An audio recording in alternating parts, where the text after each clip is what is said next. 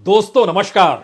मोदी सरकार की धड़कनें बढ़ी हुई हैं कि राहुल गांधी ने अगर किसी बड़ी अदालत में अपील नहीं की तब क्या होगा।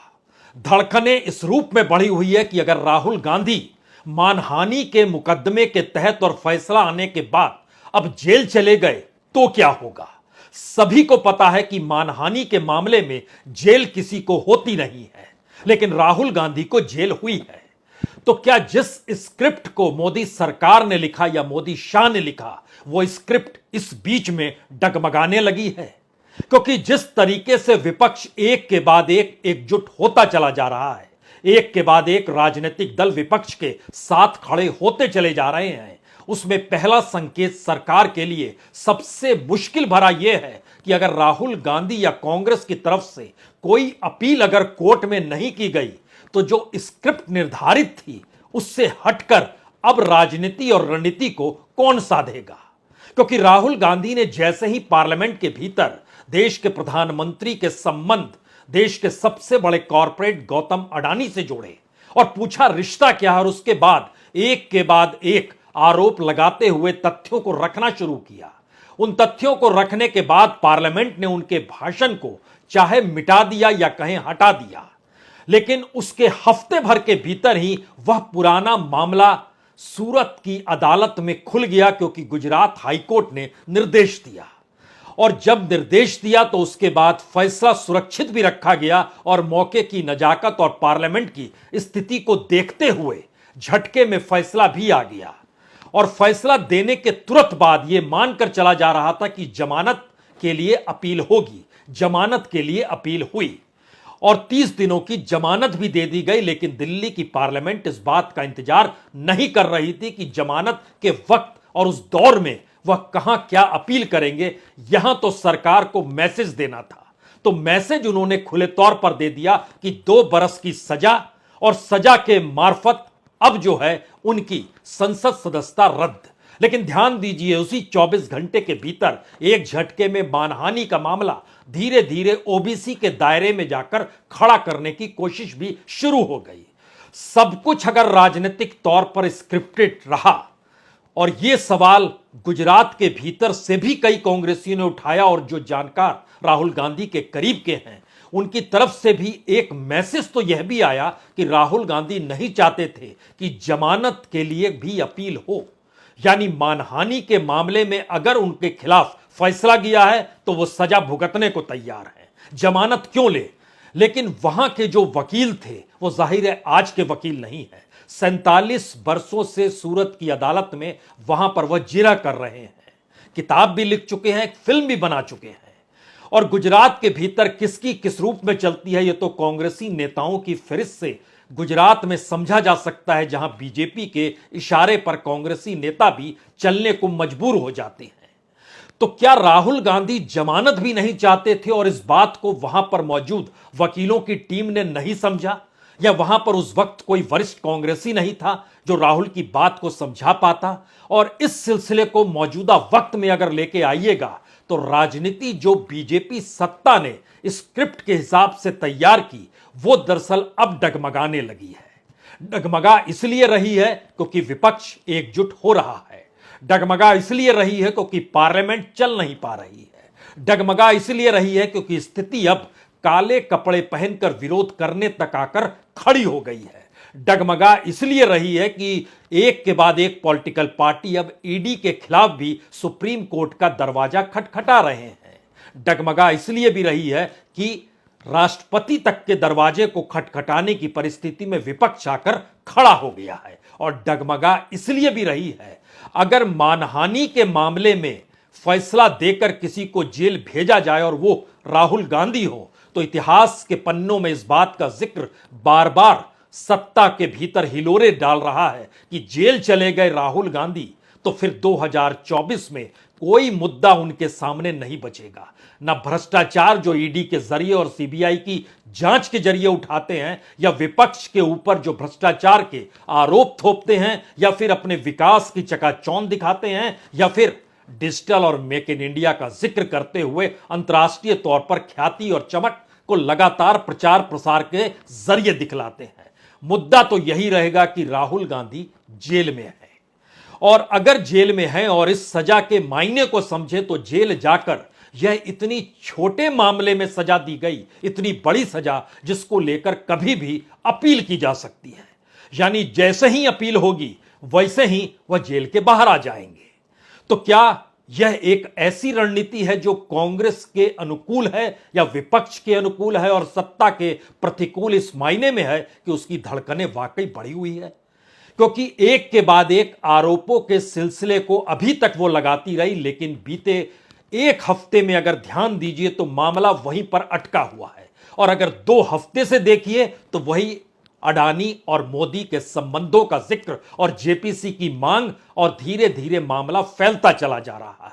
और आज ही यह मामला वहां से निकलकर प्रोविडेंट फंड के पैसे तक पर आकर चला गया कि कैसे ईपीएफओ का पैसा भी अडानी के कंपनियों में लगाया गया, Adani ports and special economic zone और दूसरा अडानी इंटरप्राइजेज में, जो एनएसई 50 के साथ जुड़ी हुई है और तकरीबन 1.5 लाख करोड़ की रकम शेयर में उनके जरिए लगी हुई है। यानी इस देश के पेंशन धारकों का पैसा भी, और एसबीआई और एलआईसी का जिक्र तो पहले भी है।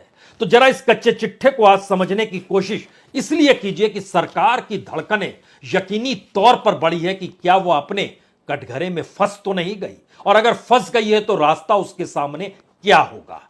ध्यान दीजिएगा, हर न्यूज चैनल पर बीजेपी का प्रवक्ता आकर इस दौर में यही कहता है, आप किसी भी बड़ी अदालत में जा सकते हैं, वहां चले जाइए और ये फैक्ट है कि मामला ये क्वैश हो जाएगा, यानी एक झटके में खत्म हो जाएगा जैसे ही आप अदालत के दरवाजे पर जाएंगे। लेकिन अदालत के दरवाजे पर अगर नहीं जा रहे हैं और एक मैजिस्ट्रेट के आदेश पर राहुल गांधी को जेल भेजा जा रहा है तो फिर जेल ही चले जाते हैं और आप अपनी राजनीति को साधिए, क्योंकि सबको पता है, चाहे वो पार्लियामेंट के भीतर का सवाल हो या विधानसभाओं के भीतर का सवाल है, इस देश में दागियों की तादाद कम नहीं और मोदी कैबिनेट के भीतर भी लगभग 2 दर्जन मंत्रालय या मंत्री जो हैं उन पर दाग लगे हुए हैं, जो एडीआर की रिपोर्ट बहुत साफ तौर पर बतलाती है किस पर कौन से दाग लगे हुए हैं। उस दाग के दायरे में जो आरोप है वो हत्या तक के भी हैं।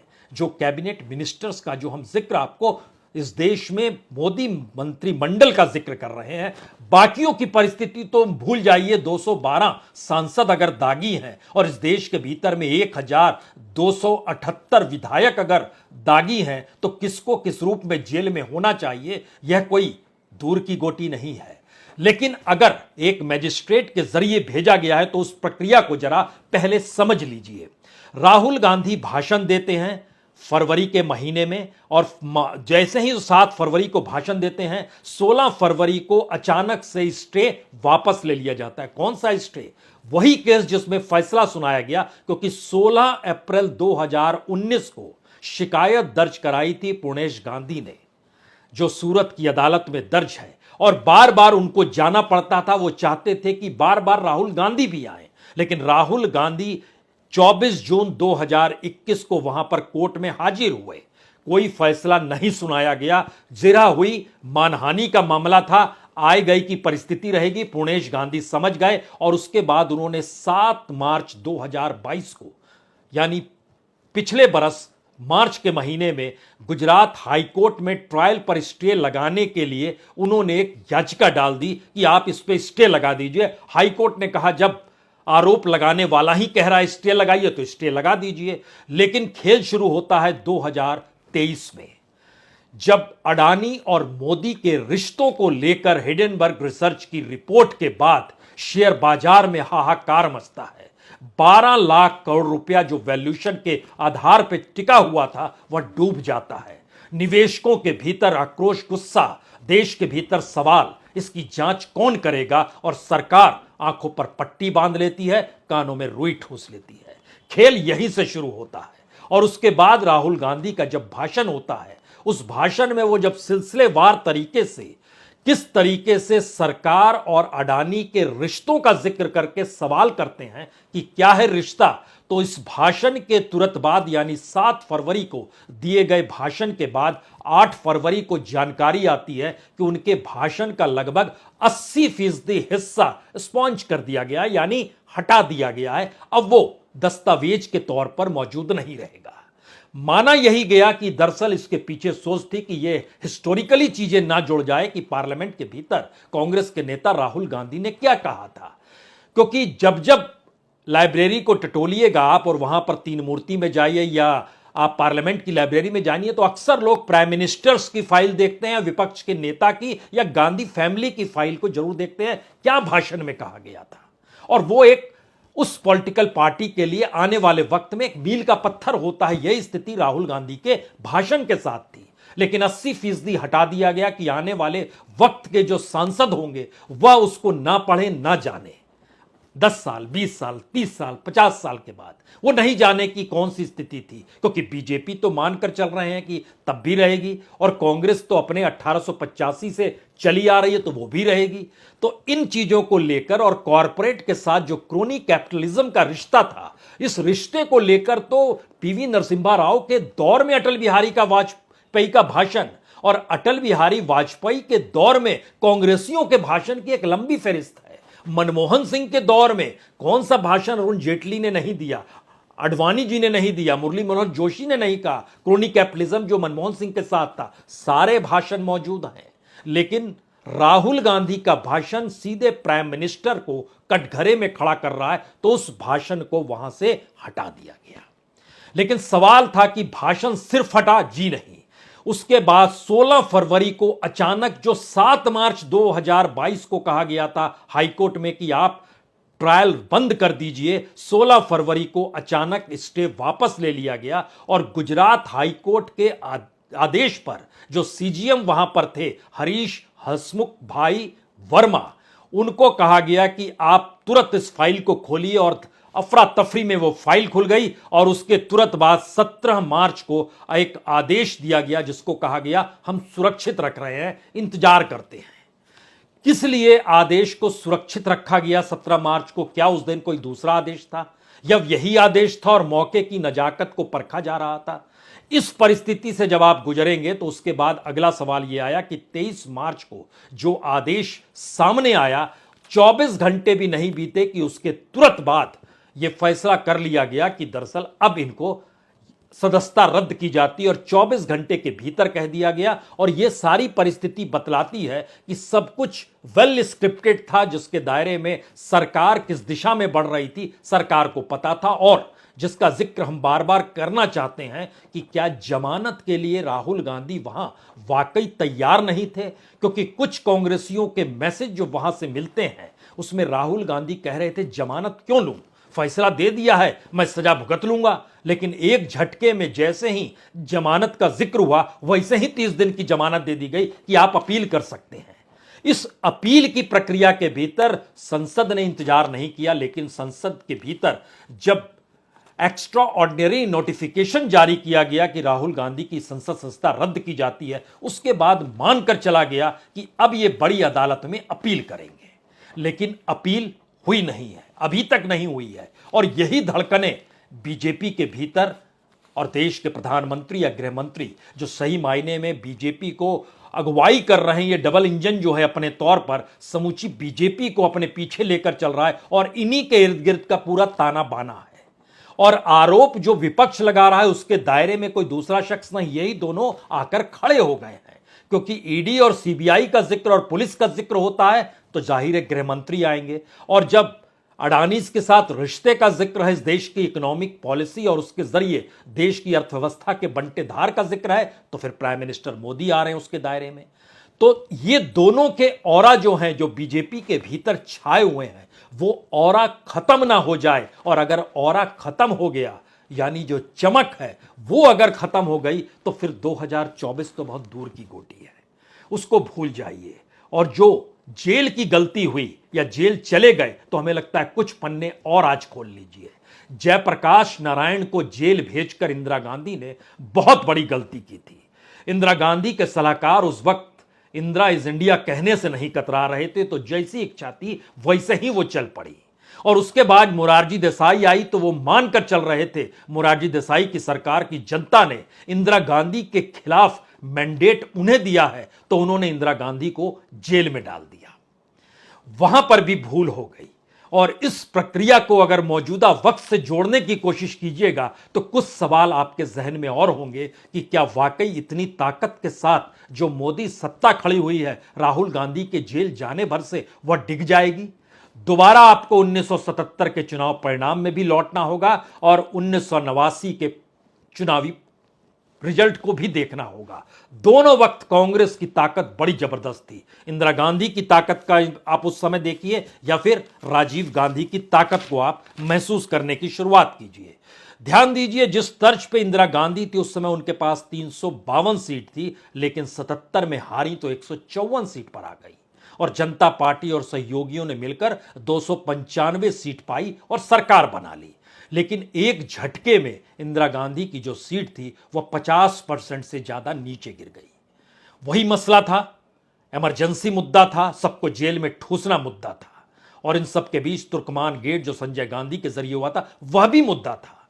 लेकिन उसके तुरंत बाद जब जनता पार्टी आई, जो जिस बहुमत के साथ आई और जिस आक्रोश को संभाले हुए आई, वह भी 2 से 3 साल भी चीजें चल नहीं पाई और ढह के गिर गई और उसी इंदिरा गांधी को जनता वापस ले आई, ये जानते समझते हुए कि इन्होंने इमरजेंसी लगाई है। यानी उस वक्त इंदिरा गांधी का जेल जाना और उस दौर के जो राजनीतिक घटनाक्रम थे, चाहे वो बेलछी कांड ही क्यों ना हो, उस प्रक्रिया को याद कीजिएगा तो आप कहेंगे बहुत पुरानी बात है।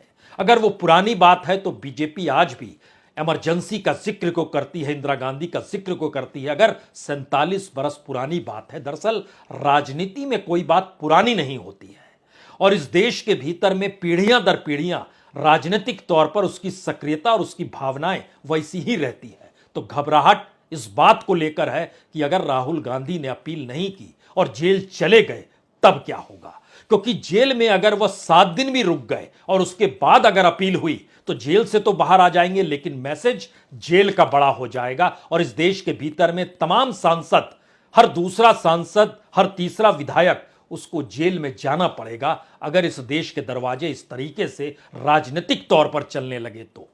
और राजनीतिक तौर पर हमेशा यह मानकर चला गया कि जी नहीं, वेंडेटा मत कीजिए, यानी किसी को सजा इस रूप में मत दीजिए जो राजनीतिक तौर पर आने वाले वक्त में उन्हीं पर भारी पड़ जाए। लेकिन एक दूसरी स्थिति देखिए, मौजूदा वक्त में 303 सीट बीजेपी के पास है, राजीव गांधी के पास तो 414 सीट थी। आरोप क्या लगे थे? बफोर्स कांड था। आरोप किसने लगाया था? वीपी सिंह ने लगाया था। वीपी सिंह कौन थे? राजीव गांधी के उसमें फाइनेंस मिनिस्टर हुआ करते थे। आरोप का सिलसिला भीतर से शुरू हुआ था। यहां पर क्या मामला है? यहां 20,000 करोड़ का मामला राहुल गांधी ने उछाल दिया है और अडानी के पास वो 20,000 करोड़ रुपए कैसे आए ये बताना होगा। एक के बाद जो योजनाएं अडानी की थी वो कैंसिल कर रहे हैं। उन्हें समझ में आ गया अंतर्राष्ट्रीय तौर पर ही पैसा है और अगर अंतर्राष्ट्रीय तौर पर पैसा की आवाजाही उनकी कंपनी में बंद हो गई तो कंपनी डेवलप कैसे करेगी? भारत के भीतर पैसा है नहीं और शेल कंपनियों को लेकर इसीलिए एक लकीर खींची गई इस देश के भीतर में।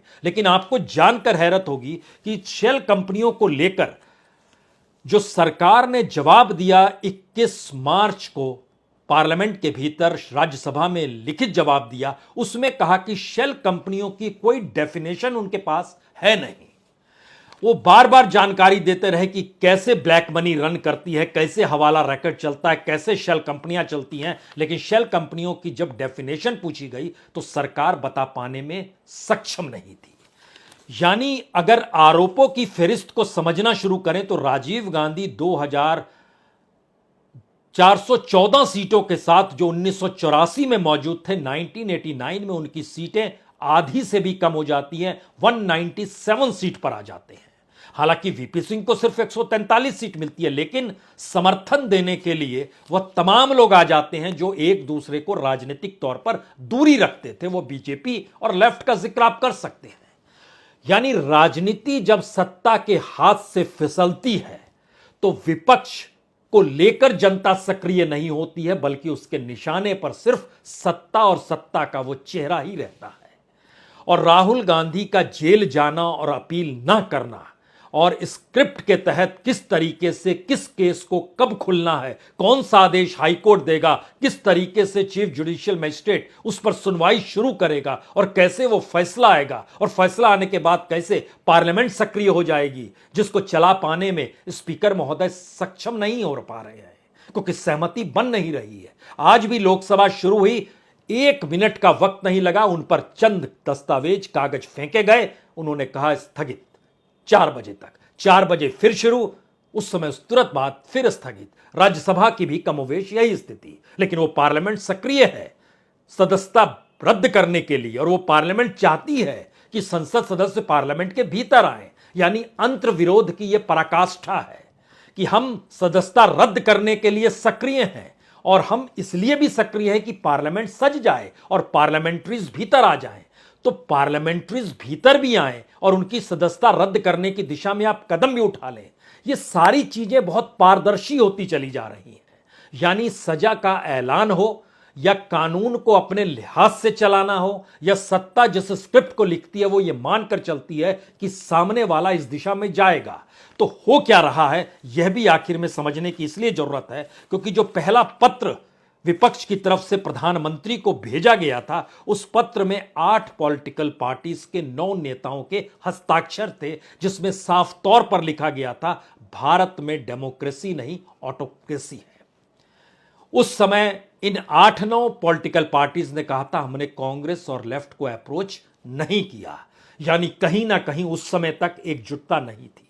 उसके बाद जब ईडी का सवाल आया तो 14 पॉलिटिकल पार्टियों ने हस्ताक्षर किए और सुप्रीम कोर्ट में यह मामला दिया कि ईडी के चीफ जो हैं उनको 3-3 बार एक्सटेंशन मिल जाता है और उनकी पूरी जांच की प्रक्रिया इस देश से हटकर पॉलिटिकल वे में चल रही है। अब 5 अप्रैल को सुनवाई होनी है, उसका इंतजार करते हैं, लेकिन 8 पॉलिटिकल पार्टी पत्र भेजती है, 14 पॉलिटिकल पार्टी ईडी के खिलाफ सुप्रीम कोर्ट में गुहार लगाती है, और आज जब विरोध की स्थिति आई तो 18 पॉलिटिकल पार्टी एक साथ खड़ी हो गई, और जो ममता बनर्जी की टीएमसी इससे पहले शामिल नहीं हो रही थी उसको भी समझ में आ गया कि इस राजनीति को साधने के लिए अब साथ खड़े होना होगा। और शायद यह स्क्रिप्ट बिल्कुल नहीं थी बीजेपी के पास, या मोदी शाह के पास यह स्क्रिप्ट तो नहीं थी। तो राजनीतिक तौर पर इस वक्त गेंद जो है वह कांग्रेस के पाले में है। यह गेंद राहुल गांधी की आने वाले वक्त की रणनीति को लेकर है। यह गेंद दरअसल भारत की राजनीति में जो भी आने वाले वक्त में तय होने वाला है उसको लेकर जेल या फिर जमानत के बाद अपील करते हुए इस पूरे मामले को क्वैश कर संसद में दोबारा लौट आने की स्थिति। इन 3 परिस्थितियों के साथ 2 परिस्थिति और समझ लीजिए। जब पार्लियामेंट के भीतर विपक्ष की कोई हैसियत नहीं है तो उस पार्लियामेंट के भीतर राहुल गांधी आकर क्या करेंगे। दूसरा सवाल, जो पदयात्रा उन्होंने की और देश भर के भीतर से जो स्पार्क उन्हें मिला, तो अब उन्हें समझ में आ गया कि जनता के बीच या तो सशरीर रहना होगा या फिर अपने विचारों को वहां ले जाना होगा, या उसके ठीक समानांतर विपक्ष के तौर पर मौजूद रहते हुए सत्ता की विचारधारा जनता को समझा देनी होगी। देखिए ये हालत है। तीनों परिस्थितियों में लगता ऐसा ही है कि जो बीजेपी की धड़कनें बढ़ी हुई है वो धड़कनें और बढ़ेगी, क्योंकि राहुल गांधी का जेल जाना और अपील ना करना शायद भारत की राजनीति का एक ऐसा मोड़ साबित हो सकता है जो 2024 के चुनाव को सीधे जनता के जरिए बड़े फैसले में तब्दील होते हुए देखने की स्थिति में लाकर खड़ा कर दे। बहुत बहुत शुक्रिया, बहुत बहुत शुक्रिया।